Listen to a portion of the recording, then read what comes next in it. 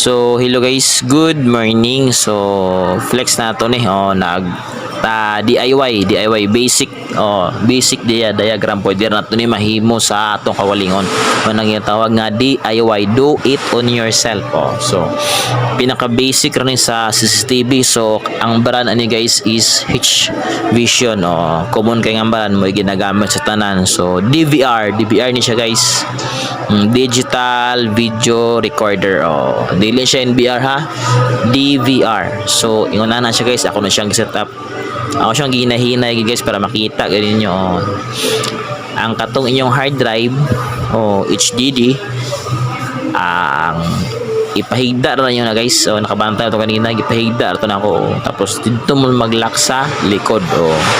So star scroll, gamit mo star scroll. Hala lang.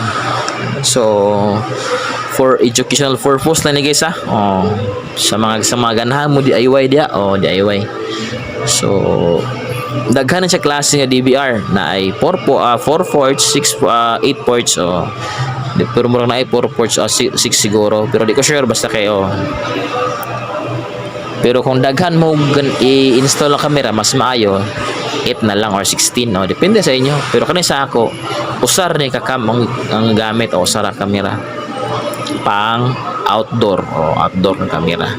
So muna siya guys. Okay, so muna ni plaster yung DVR. Sulod sa ilalom.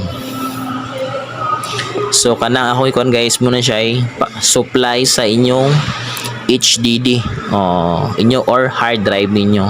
Ako ginahinay guys para makita gid nyo ba. Bantay mo di ba, kana mo na SATA niya, SATA cable, di mo agi ang data. Tanang data, tanang mga file nga gi-record, process di siya mo agi sa SATA cable. So ingon ana lang pag plaster guys. Na siya ikon silalom. Dili man na pwede mabali. Kung mabali na siya guys, di siya masulod. Di masulod. Dili ba sa SATA cable kamo lagi mo una. So mo na siya gyapon. Pare po diyang supply. Pak na siya mga sakit dali ra kay guys, kay nakasakit man siya. Kung dili siya mga sakit, so dili siya masulod, di ba? Anar na siya oy. Sumore po ng SATA. Mabali siya, di siya masulod. So ana lang. Sumor na sulod sa atong DVR, digital video recorder. So I hope nga nakuha nyo guys, bisag paspas siguro akong kwan. So okay na siya. So okay na siguro, wala na ko lang ito lodo kay didirian nga dapit to guys sa iyang hardware. So muna na siya guys, ako na yung set up muna yung wiring. Muna yung sa CCTV ang cable, kanang pula is saya ng power supply 12 volts kana siya nga wire in B wire di kung wala ko nang sayop guys. So muna siya yung wire nga mo connect sa camera to DVR. So ayaw na kanang switch guys, ayaw na labte guys.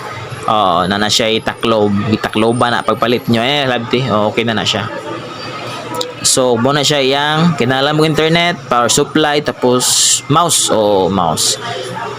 Tapos para makita ninyo ang sulod sa pag set up is kinalan mo og monitor.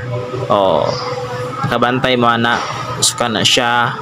Naman VGA akong gamit guys, kaya wala ko HDMI. So HDMI cables gigas DVR padung na siya sa likod sa monitor. So kana humanan ako ng setup yang program software, silbi software na activate na ako sa guys. So muna siya sulod dito ta sa system.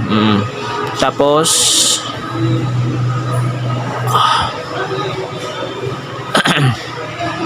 general pagkuman hick channel, tapos muna siya isulod sa iyang system or settings. So direta na ako na siyang ipang browse guys, kung browse guys para makita ninyo. So ganahan na nga settings, pero akong gusto is analog lang din siya. Mga IP cam, USD smart event, depende sa inyo. Tapos kanya re-recorded. Okay mo siya isulod.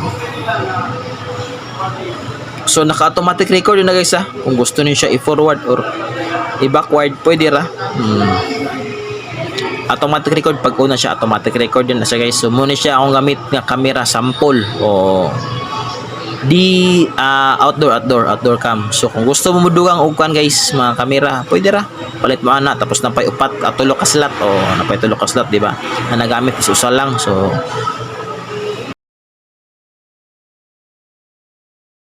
akong gihimo guys is for entertaining purpose lang. So I hope makatabang na sa inyo guys. God bless.